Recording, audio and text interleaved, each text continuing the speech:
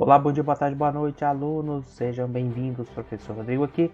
Falamos hoje com geografia, nessa primeira parte aqui do nosso capítulo 9, Espaço Econômico da Ásia, né? Nós viemos falando aí sobre alguns aspectos do continente asiático, relevo, clima, regionalizações. Agora vamos falar sobre a economia.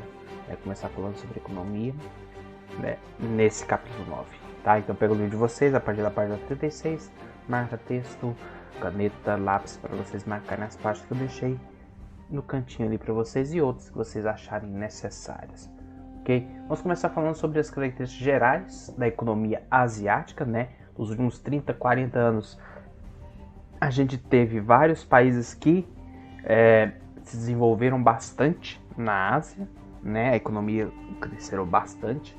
A gente coloca aí os tigres asiáticos, né? Coreia do Sul, Hong Kong, Taiwan, Singapura e Israel também, né? Um país que há um pouquinho mais de 150, 60 anos aí vem apresentando um grande crescimento industrial que levou a outros indicadores econômicos, como a renda per capita, né? Que é a quantidade de dinheiro que uma pessoa média, que uma pessoa de um país tem por ano, né? Então a gente teve esse crescimento, essa renda per capita nos últimos 40, 50 anos nesses países da Ásia, países que eram muito pobres e que, por conta de uma série de investimentos e desenvolvimento industrial, conseguiram crescer alguns aspectos de sua economia e padrões de vida. Vamos falar também sobre a China que também se modernizou bastante.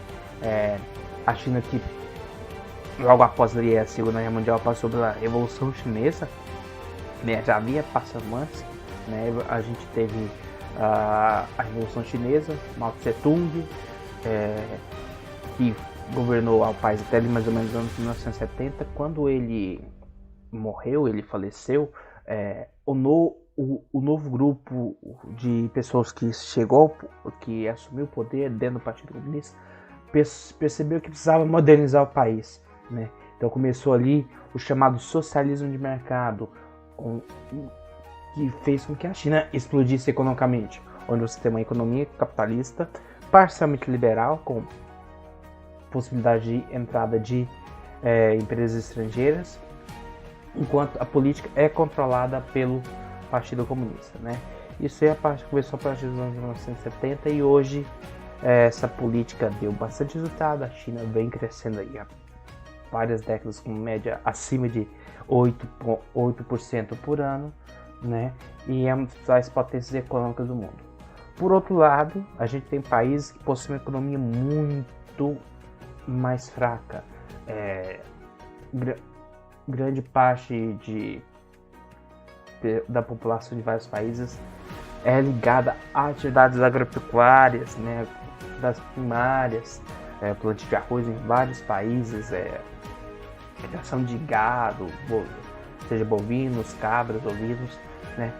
Então vários países ainda tem esse lado mais totalmente agrário na Ásia, né? Podemos falar também que o continente é muito rico em recursos naturais, né? Exemplo, petróleo, que em muitos países é a principal fonte de exportação, né? A gente destaca aí o pessoal do Oriente Médio, né? Com essa riqueza de petróleo. A gente tem também a Sibéria russa, reservas de petróleo e carvão mineral na China, na Índia, Irã e Turquia, tungstênio, ouro, manganês, outros grandes fontes de riqueza espalhadas por outros países do continente asiático, né? Outros países também têm destaque em indústria de produtos altamente tecnológicos, né? A gente destaca o Japão, os tigres asiáticos, principalmente a Coreia do Sul e Singapura, né? E Taiwan também, nessa criação desses produtos altamente tecnológicos.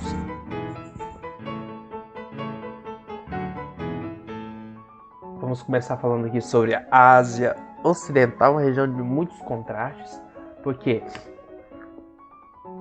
é uma região que, por conta de condições geológicas, possui muito, mas muito petróleo, né? A maior parte dos países estão em regiões de bacias sedimentares que há milhões de anos atrás estiveram no fundo do mar e por isso foram depósitos de algas marinhas que ao longo do tempo foram se formando grandes reservas de petróleo, o ouro negro.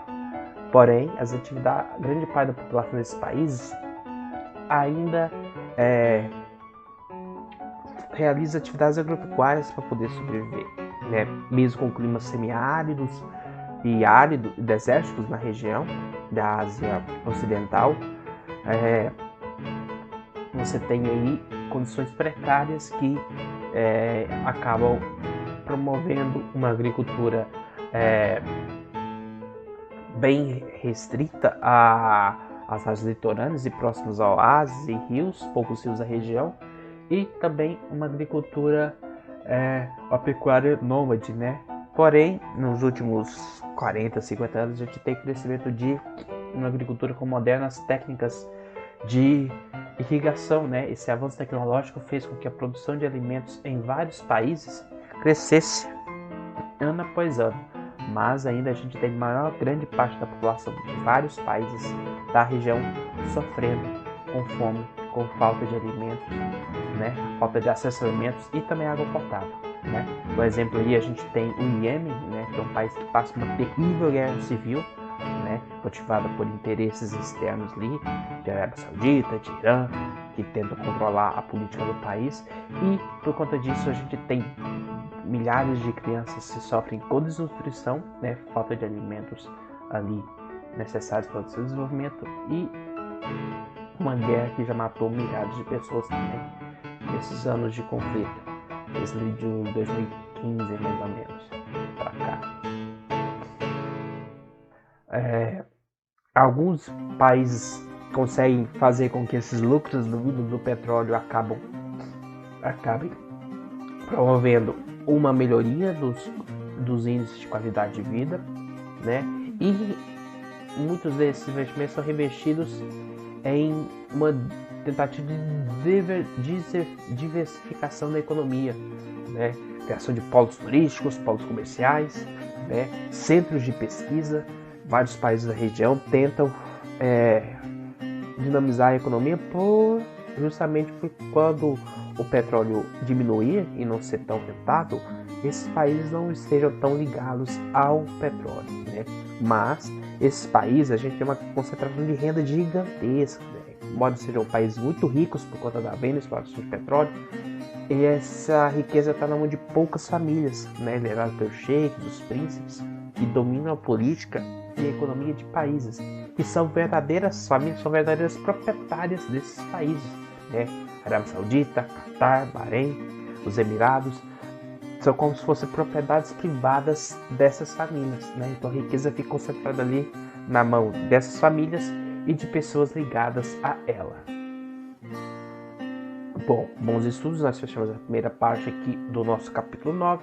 Em caso de dúvidas, entre em contato comigo para que eu possa ajudá-los. Muito obrigado, até a próxima, tchau!